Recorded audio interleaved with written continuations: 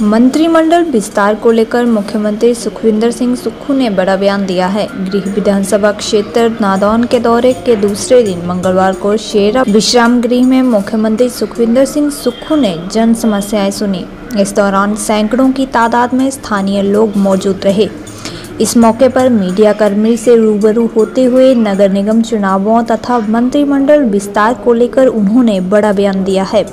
नेता प्रतिपक्ष जयराम ठाकुर और केंद्रीय मंत्री अनुराग सिंह ठाकुर के बयानों पर उन्होंने पलटवार किया है।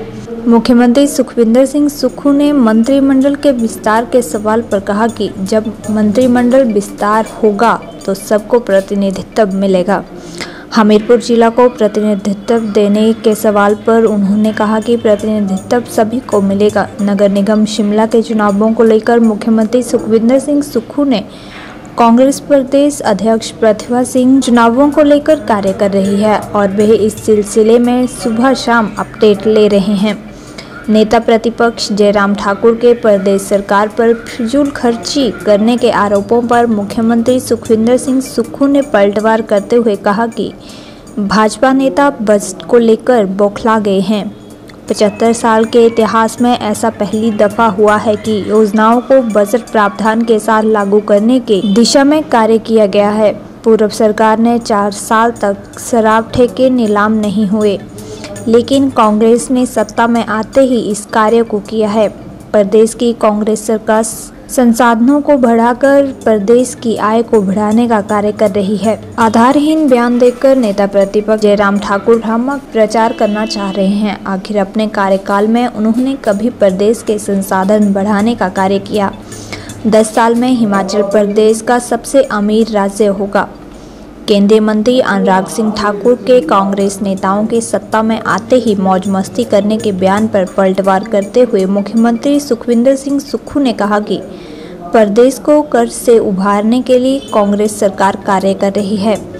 प्रदेश को आर्थिकी बदहाली से बचाने का कार्य किया जा रहा है। पूर्व की जयराम सरकार प्रदेश पर 75,000 करोड़ रुपए का कर्जा छोड़ गई है। रात के 12 बजे तक इसके लिए कार्य कर रहे हैं ताकि प्रदेश को कर्ज से उभारा जा सके। उन्होंने कहा कि प्रदेश की जनता भलीभांति जानती है कि मौज मस्ती कौन कर रहा है। जयराम ठाकुर जी क्या बयान देते हैं, किस प्रकार का बयान देते हैं, मैं उस पर ज़्यादा टिप्पणी नहीं करना चाहता। जब से हमारा बजट आया है तब से वो बुखला गए हैं कि ये बजट तो हम चुनावों के वक्त देते थे, लेकिन हमारी सरकार आर्थिक तंगी के बावजूद भी, आर्थिक बदहाली के बावजूद भी जो हिमाचल की जनता उसकी सेवा करने में लगी हुई है। 4 महीने में हमने पहली बार 75 साल के इतिहास में किसी सरकार ने बजट को के अनुमान के साथ रिसोर्स पैदा करने के लिए हम आगे बढ़े हैं। पहली बार शराब के ठेके 4 साल में नीलाम नहीं हुए, 10% पर रिन्यू होते थे। 40% की वृद्धि उसमें दर्ज की गई है।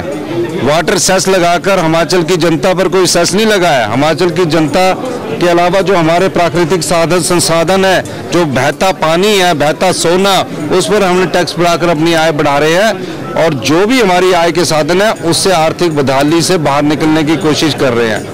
वो इस प्रकार की बयानबाजी देकर भ्रामक प्रचार करना चाह रहे हैं। मैं उनसे ये पूछना चाहता हूँ कि आपने कभी आय के स्रोत बढ़ाने के लिए कुछ कार्य किया है? 5 साल में, 75 साल में ऐसा कार्य किया नहीं है और हम उस दृष्टि से आगे बढ़ रहे हैं।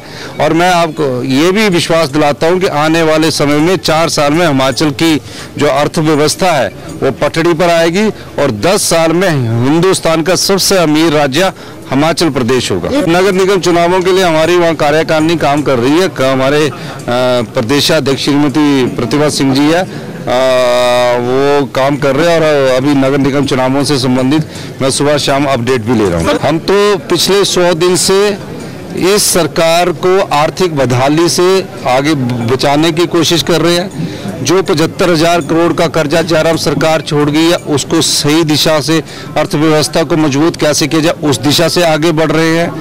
और 100 दिन में हम रात के 12-12, 1-1 बजे इसलिए काम कर रहे हैं हिमाचल की जनता के लिए, ताकि हम अपनी अर्थव्यवस्था को पटड़ी पर लाएं। और जो मौज मस्ती की बात करते हैं वो जनता जानती है कि कौन मौज मस्ती करता है। हमने पिछले 100 दिन में जिस प्रकार का व्यवस्था परिवर्तन किया, हम सत्ता सुख के लिए नहीं आए, व्यवस्था परिवर्तन के लिए आए। वो व्यवस्था परिवर्तन लोगों में नजर आ रहा है और 1 साल के भीतर उसका परिणाम भी आएगा।